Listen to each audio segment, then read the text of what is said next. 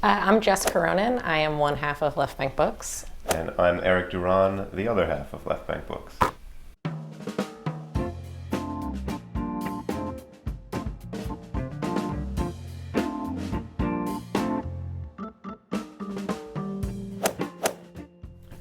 So when the shop originally opened in the early 90s, under prior ownership, it was called Book Leaves, and it remained that as a sort of a neighborhood used bookshop, open late on West 4th Street. And it was that until the early 2000s when the original owner sold it to its second. There's been a succession of ownership over the years. And it was the second owner who changed the name to Left Bank.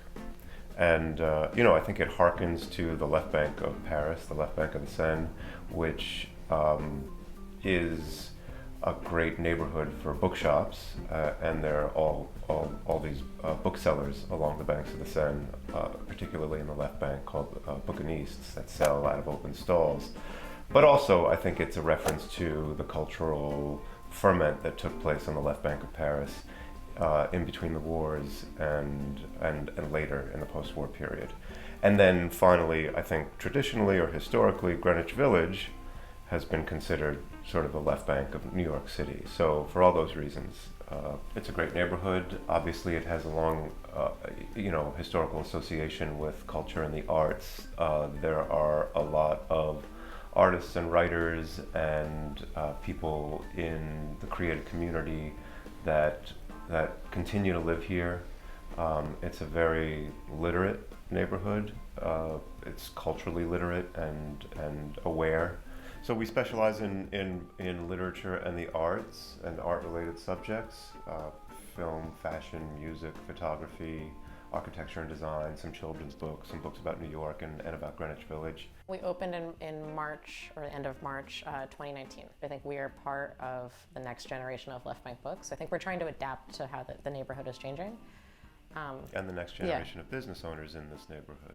And trying to maintain that continuity of small, local, independent business owners.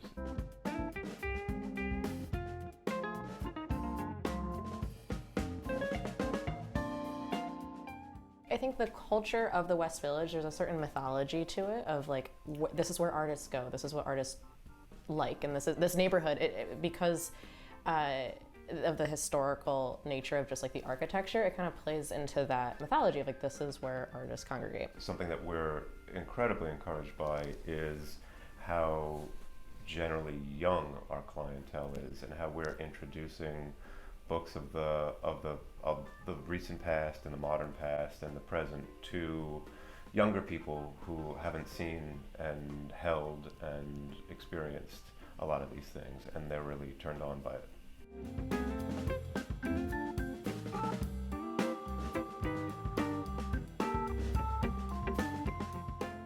We have a website and we do sell books online, but we love it when people come in. We love the interactions we have with our customers. We really feel like a part of the neighborhood. We know a lot of our customers by their first names. We know their families, we know their kids, we know their dogs. So it's a lot of fun being part of the fabric of the neighborhood.